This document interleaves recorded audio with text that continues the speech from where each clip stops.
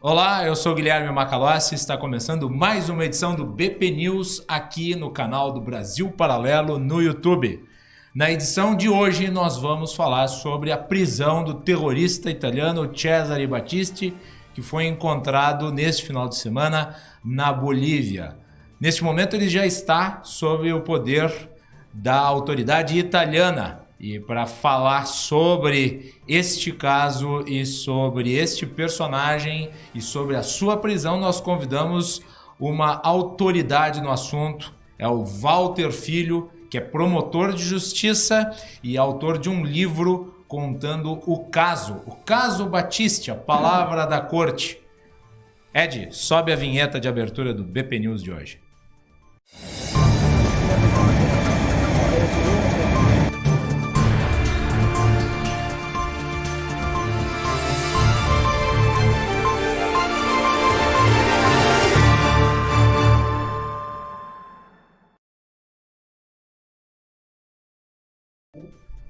E estamos na edição de hoje com a participação da Pietra Zucco, de volta aqui conosco, e também do Carlos Quinto. Pietra, boa noite. Boa noite. Boa tarde, né? 5 horas da tarde hoje. Como é eventual, todos os dias que a gente tem o núcleo de formação, que são aulas semanais para os nossos membros assinantes, a gente adianta um pouco o horário por causa da logística. Tudo bem. Carlos Quinto está nos comentários e também observações sobre a pauta. Olá, Carlos. Bem-vindo. Boa tarde, pessoal. Que justiça seja feita, então. Tudo bem. Lembrando aos nossos telespectadores que você pode se inscrever no nosso canal para receber as notificações do nosso conteúdo. Pietra, por que se deve se inscrever no nosso canal?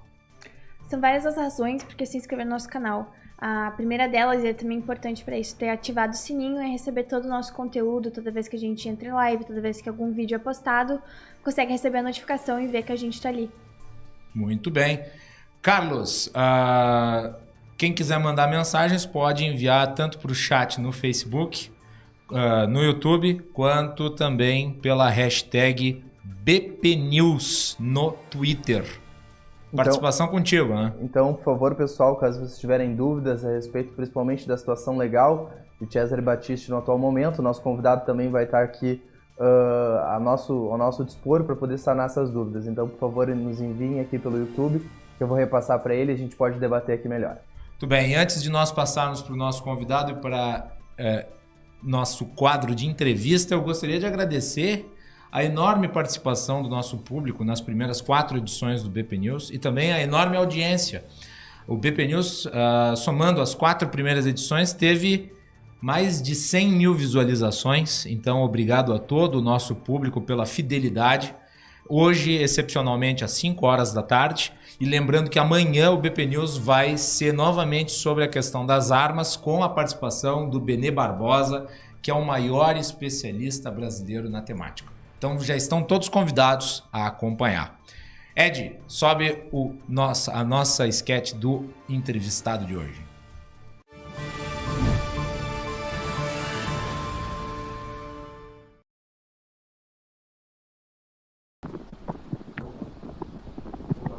Muito bem. Walter Filho, promotor de justiça, autor do livro Cesare Battisti, a palavra da corte, que é um grande especialista nesse caso. Ele já foi, inclusive, até a Itália investigar detalhe por detalhe do processo e da sentença que foi conferida contra o Cesare Battisti, pela qual ele vai agora cumprir pena de prisão perpétua.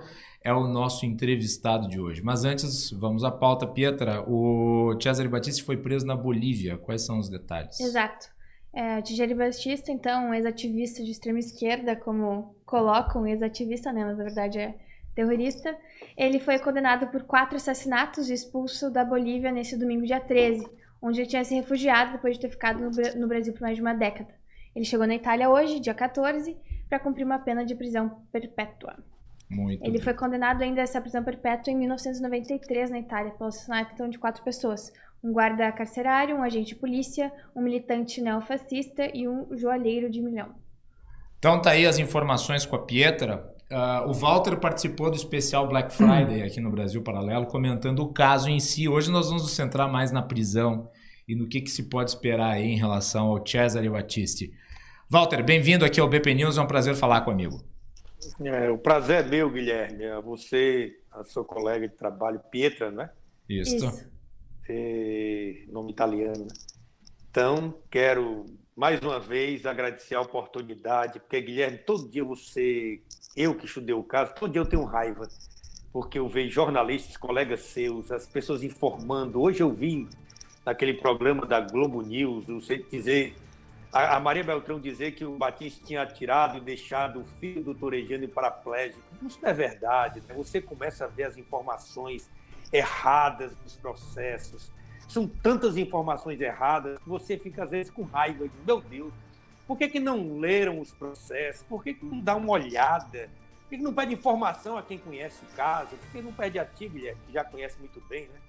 É lamentável que o Brasil passe por mais esta, que foi agora a prisão do Battisti em solo boliviano. Isso, para mim, ficou muito ruim, já que nós tivemos com o terrorista, o assassino aqui preso nas nossas mãos e não tivemos a capacidade de entregar ao governo da Itália. À época, quando eu digo nós, era o governo do então presidente Lula, porque ele tinha um homem que era ministro da Justiça que ele se acha acima de tudo e da lei, que é o Tasso Genro, teu conterrâneo.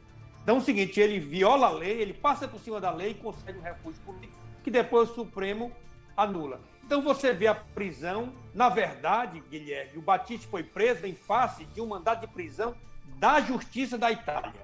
Ele não volta para a Itália por extradição do Brasil. O Brasil ficou de fora. O Brasil não é mais protagonista nessa história.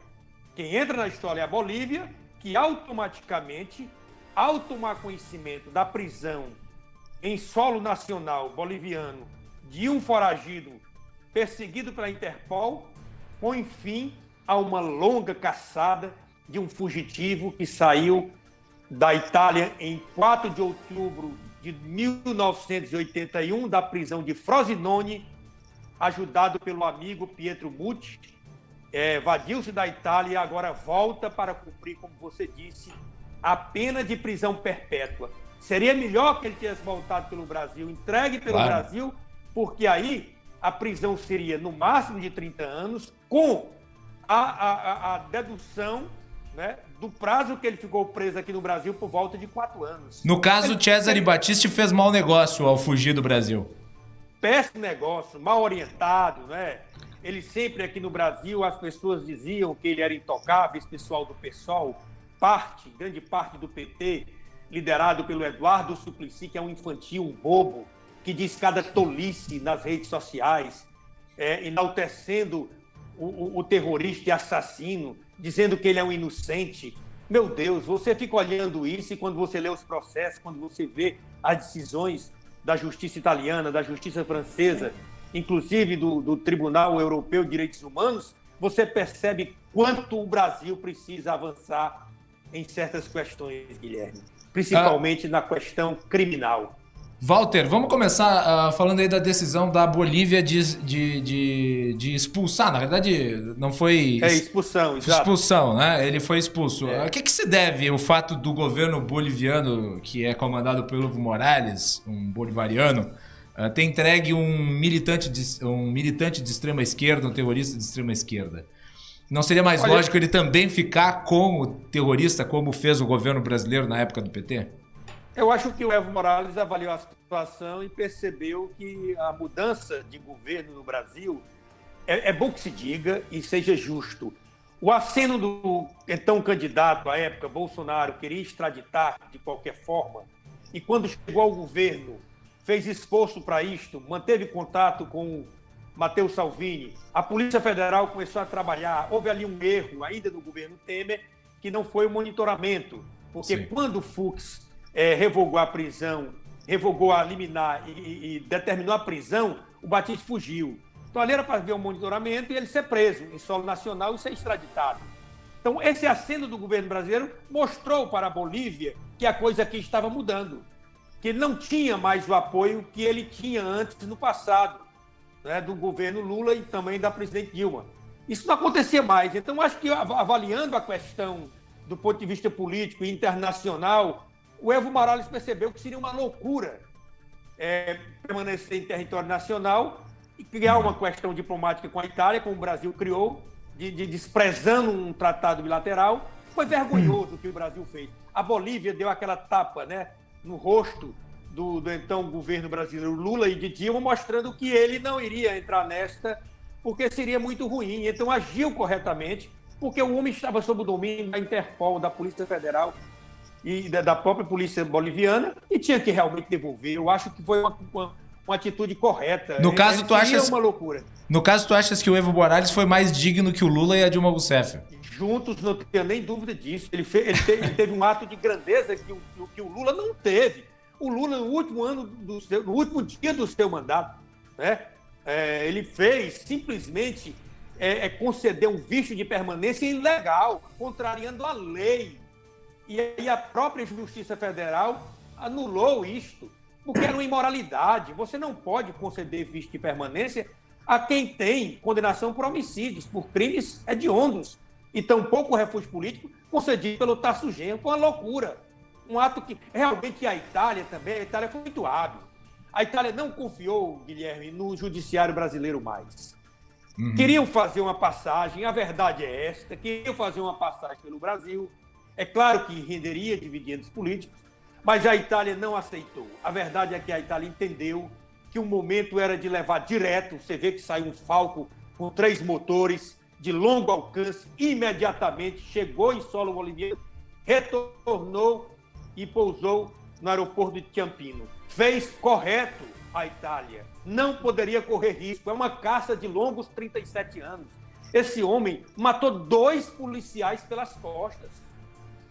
Foi crimes bárbaros, covardes. Um assassino que também praticou atos libidinosos contra uma menor de 13 anos. Não poderia ficar mais aqui no Brasil. Olha, isso manchou a nossa história, isso manchou o Brasil. As pessoas não percebem isto. Muitos estão indiferentes, ficam comparando com crimes no Brasil. Não é isso, gente. É que um criminoso veio procurar abrigo no Brasil e foi recebido com honra de Estado. Veio uma mentirosa chamada Fred Vargas para o Brasil dizer que todos aqueles processos italianos eram falsos. E aqui foi acreditado por alguém. Hoje eu vi um presidente do PSOL, não sei nem como é o nome, nas redes sociais dizendo que acreditava na inocência de Batiste. Meu Deus do céu. É uma coisa gritante. Que ofende, até eu acho, é o mais rude dos populares. Você acreditar na inocência de um homem condenado numa democracia, condenado com recursos, recorreu de todas as sentenças. E só foi condenado à revelia porque ele não estava mais presente, já tinha se escafedido. Mas é já no segundo momento, né? Porque no primeiro momento ele esteve preso. Ele acompanhou as audiências, inclusive ele era rebelde nas audiências, ele xingava os juízes. Ele sempre foi um homem voltado para o crime, ele é um homem frio.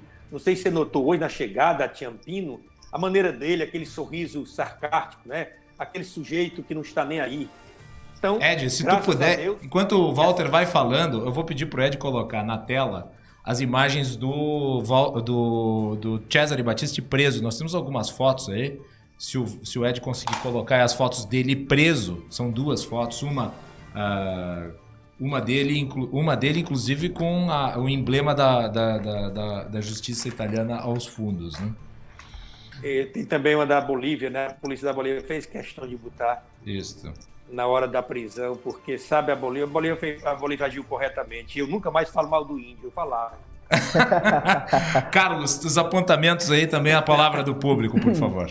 O público aqui, pessoal, tá bem enérgico em apoio a essa atitude tanto da justiça brasileira quanto da justiça boliviana para a extradição de Cesare Battisti para que ele possa cumprir pena na Itália.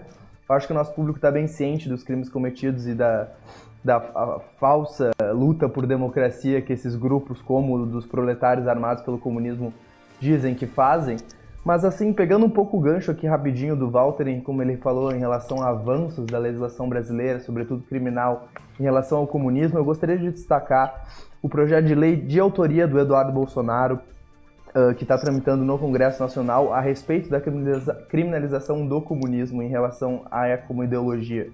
Então, o projeto 5358, ele altera a redação da Lei 13.260 no seu artigo 2º caput e 5º parágrafo 3º, justamente para melhor definir o que seria terrorismo e o que seria a apologia a terroristas que praticaram atos criminosos em nome de ideologias. Então, talvez, se a gente conseguisse esses avanços criminais dentro do Brasil, a gente conseguisse melhor diferenciar a questão de ativismo político para atos terroristas. Então, só fica aqui a nossa ressalva para que o nosso público também possa ficar melhor informado. Walter, tu achas que falta esse aprimoramento da legislação brasileira para evitar que casos assim voltem a acontecer? Muito. Falta muito. E se fizermos isto, é um avanço. Nós precisamos tipificar, inclusive aqui no Ceará, nós estamos há 12 dias de atos terroristas. E não se pode colocar esses menores, enquadrar esses menores. Estão tocando fogo em posto de gasolina, em ônibus, em prédio público, queimando o carro, fazendo todo tipo de algazarra, desordens, arruaças, vandalismo. Tem que colocar isso também como atividade terrorista, como crime de terror, para que possa realmente punir com rigor. Isso não pode voltar a acontecer no país. Sem falar que o Batista, antes dele, outros chegaram aqui, como aquele Lolo que ficou no Rio de Janeiro, que incendiou crianças em Roma e foi condenado e voltou depois que a sentença prescreveu, melhor dizendo. Então, o Batista aqui não tinha nenhum tipo de legislação que protegesse. O que houve foi arredos, o que houve foi proteção indevida de autoridades da época, tanto do senhor ministro da Justiça, Tasso Genro, como do próprio presidente da República. Então, nós temos que ter uma legislação mais dura de punição ao infrator da lei em prática de atos terroristas, como faz o MST todo dia no Brasil. E também eu queria aqui, é bom dizer que, embora tarde, nós temos uma questão de justiça, Guilherme, reconhecer o ato de extradição assinado pelo ex-presidente Michel Temer. Demorou. Lembro quando nós fizemos uma matéria para você aí, um artigo, que ele tinha o dever, e se ele tivesse feito isso no início, lá quando ele assumiu o mandato, talvez o Batista já estivesse há muito tempo na Itália cumprindo pena. Eu acho que facilitou, Walter, não sei se é a tua percepção, mas eu acho que facilitou tudo isso o fato do então candidato favorito, o Jair Bolsonaro, ter assinado com a imediata extradição. Isso mobilizou o governo a agir, né? Nós temos que agradecer ao presidente eleito. O presidente eleito foi decisivo, ele foi corajoso. Jair Bolsonaro disse ainda em campanha, tem vários vídeos, várias entrevistas, sempre quando ele era deputado, ele foi um dos primeiros a se manifestar contra o refúgio político dado a Cesare Battisti. Portanto, Jair Bolsonaro, Sua Excelência, presidente da República, foi realmente peça fundamental. Vi até críticas hoje dizendo que Jair Bolsonaro queria tirar dividendos disso, com a passagem do Battisti. Ok. O problema é que se o Bolsonaro não acena com isso lá atrás, talvez o próprio Michel Temer não tivesse tido a coragem de praticar o ato de extradição. Porque, inclusive, o próprio Fux, o ministro, tomou a decisão de revogar a medida liminar e de conceder, de exarar o mandato de prisão contra Cesare Battisti. Portanto, o aceno do então candidato e hoje presidente da República, Jair Bolsonaro, foi decisivo, sim, para que a Itália, inclusive, mandasse policiais. A Itália passou a ter uma cooperação direta com a Polícia Federal Brasileira, já que ela tinha ficado distante em face da proteção do governo Lula e Dilma, porque a polícia não pode agir aqui sem haver uma identidade de trabalho e concordância da polícia local. Então, houve tudo isso com a Polícia Federal Brasileira e aí terminou por a prisão na Bolívia pela Interpol. Então, é fato este que você diz que realmente o aceno foi decisivo. Muito bem. Pietra, o governo italiano congratulou o governo brasileiro pela ação. No caso, não foi feita a extradição por parte do Brasil, mas nós estamos aqui contextualizando o cenário em que o Cesare Battisti fugiu do nosso país e foi até a Bolívia. Como é que se deu isso? Exato. Então, o Matteo Salvini agradeceu o Bolsonaro pela captura do Battisti, né? O Bolsonaro também tinha comemorado e, de acordo com a nota do Palácio do Planalto, o Salvini disse que o presidente brasileiro tem excelente imagem junto ao povo italiano e que sem a intervenção de Bolsonaro a extradição não teria se concretizado. Segundo a nota, e aqui eu abro aspas, para o presidente Bolsonaro, a conclusão do caso Battisti é um grande sinal que o Brasil dá de que não se aceitará mais criminoso travestido de perseguido político, assim como simboliza o fim da impunidade nacional e internacional. Fecha aspas. Muito bem. Walter, isso representa uma nova posição do Brasil no cenário internacional, porque até então nós estávamos mancomunados com ditaduras latino-americanas e se transformando em repositório internacional de criminosos condenados. Dá para ter uma nova perspectiva em relação à nossa situação, em relação à credibilidade internacional, a partir desse episódio? Não tenho bem no teu... Opa, nós tivemos um corte no sinal do Walter. Acho que caiu. Walter, eu acho que teu sinal... agora. Pera aí, Walter, o teu sinal teve uma pequena quebra no teu sinal. Eu peço que tu repitas a tua resposta desde o início, por favor. Falei, o presidente Jair Bolsonaro, nesse gesto, ele resgata a imagem do Brasil na Itália. Vários comentários no Twitter do Matteo Salvini, o ministro do interior da Itália, de pessoas agradecendo o Brasil pela disposição e pela conta final. Muitos comentários, diferente do que foi feito na época do Lula, inclusive o prefeito de Milão fez um protesto à época pedindo que nem comprassem, todos revoltados com o Brasil. Eu estive na época lá, em 2011, e vi como realmente era a maneira no semblante de todos. Isso está mudando. Então, a partir de agora, com o gesto do presidente, de governo para governo, isso é importante. Porque Brasil e Itália sempre foram países amigos. Nós temos uma tradição de bilateralidade com a Itália, sempre. Muitos italianos vivem aí no Sul, em São Paulo, colônias de italianos. O Brasil tem muitos brasileiros que vivem lá, então há uma boa relação. Foi quebrada e foi estragada pelo então presidente Lula e pela senhora Dilma. Mas isso é resgatado. Essa imagem começa a melhorar. Se você olhar todos os sites da Itália, os jornais italianos, começam a colocar esta fala do presidente Bolsonaro e o agradecimento do Matteo Salvini, do premier também Conte e de todas as autoridades que estão comentando. Hoje eu vi a RAI da Itália também, todos comentando o gesto do presidente Jair Bolsonaro de facilitar para que o Cesare Battisti fosse encontrado. A nossa polícia também cooperou nisto. Querer criticar que a prisão foi na Bolívia. Claro, houve erros no passado, mas do consertar. E o Jair Bolsonaro, o presidente Jair Bolsonaro, é importante nisto. Muito bem. Carlos, o interessante, ontem à noite eu estava acompanhando o noticiário e eu sigo algumas emissoras de televisão e alguns veículos de comunicação da Itália e, obviamente, a primeira informação veio de lá. O interessante é que a mídia brasileira demorou bastante para trazer a informação. Se eu não me engano, foi lá pela metade da madrugada, quando os primeiros veículos passaram realmente a noticiar o fato da prisão do Cesare Battisti. Como é que tu vê esse caso, meu caro Carlos, antes de voltarmos com o Walter? Sim, eu enxergo isso principalmente como todos os veículos, os principais veículos de mídia brasileiro, eles têm que sempre atenuar a passagem e a comunicação das notícias que não lhes favorecem o discurso.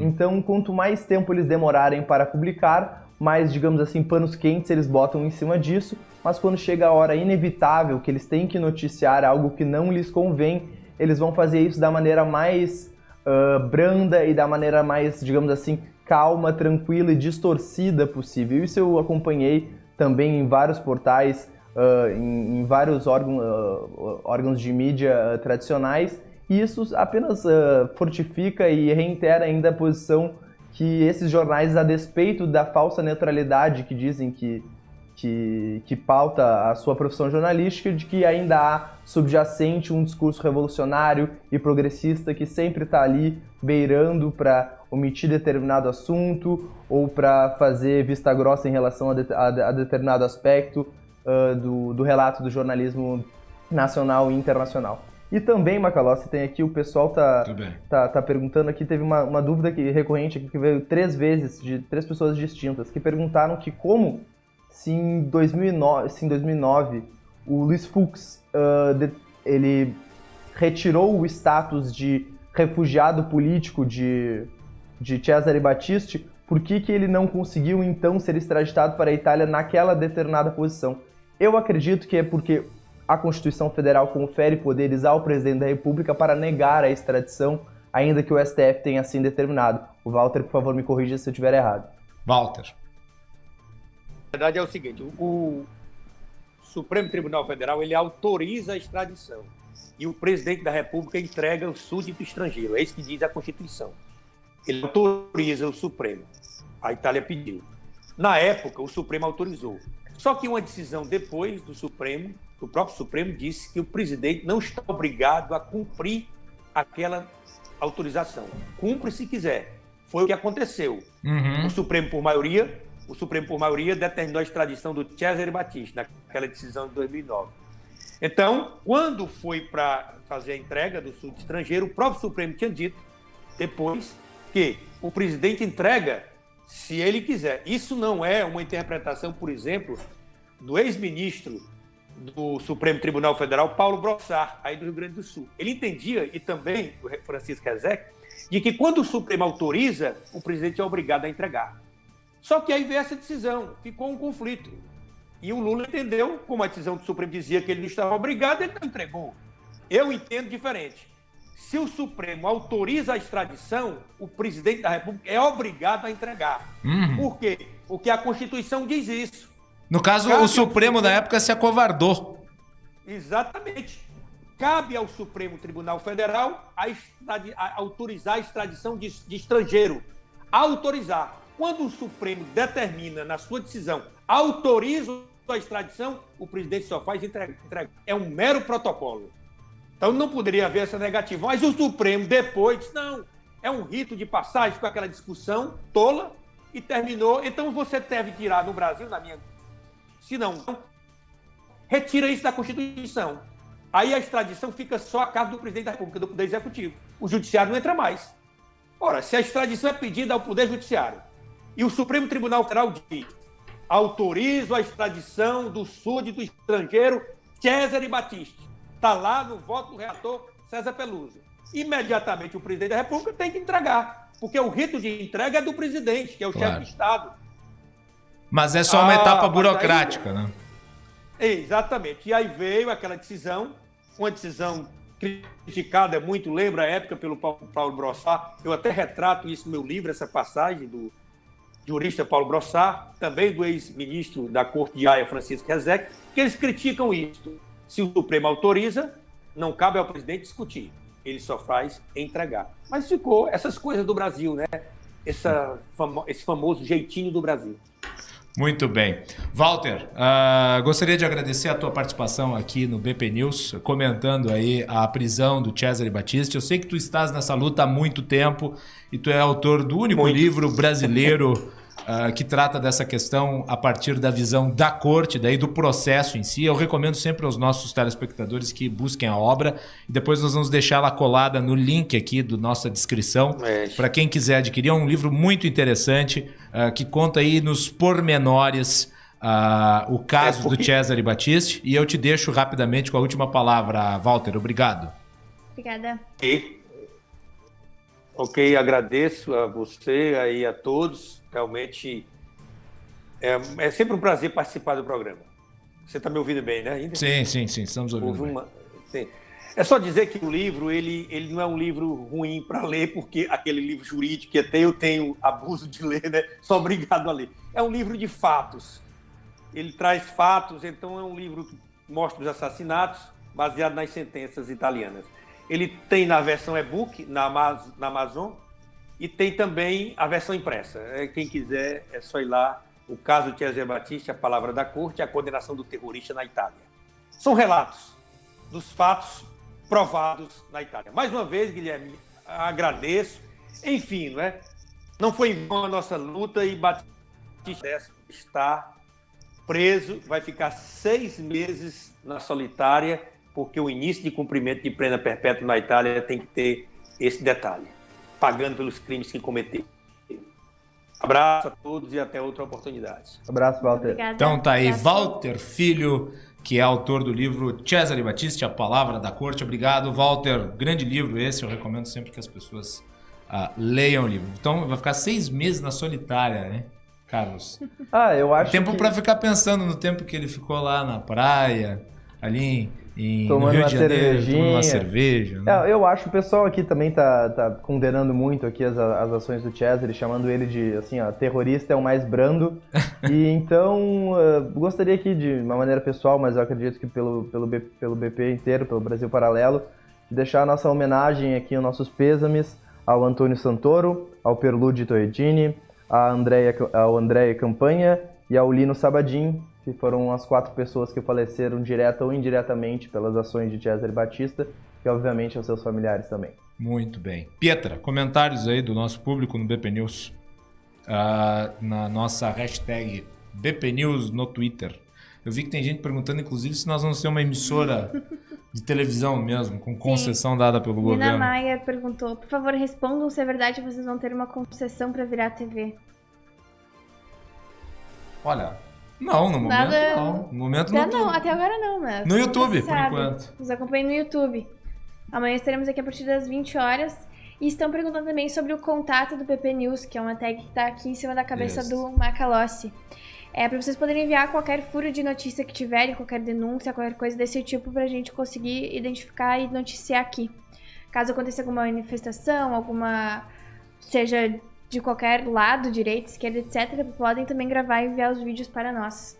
Estaremos lendo e filtrando o que passar por aqui. Isso, mandem seus comentários e participem da edição do BP News sempre. Hoje, excepcionalmente, às 5 da tarde. Amanhã nós vamos voltar para o nosso horário comum, que é 8 horas da noite. Então, eu gostaria de agradecer a participação aqui do Carlos Quinto, que ficou com os comentários. Obrigado, Carlos. Boa noite, pessoal.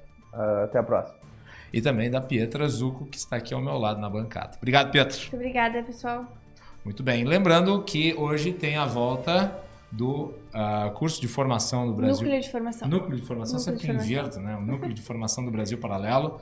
Mas daí é para os assinantes. Se você quer conferir o Núcleo de Formação, acesse o site www.brasilparalelo.com.br e torne-se nosso assinante, ajudando a financiar esta e outras iniciativas e tendo acesso ao nosso conteúdo completo. Petra, o que nós temos hoje no Núcleo de Formação do Brasil Paralelo? Hoje nós teremos a aula do professor Marcos Boeira. Inclusive, eu indico vocês a dar uma olhadinha no nosso YouTube. A gente tem alguns trechos de outras aulas dele. São sempre aulas muito boas e interessantes. Então, caso vocês queiram ter acesso a elas, como o Macalossi falou, sejam assinantes do Brasil Paralelo.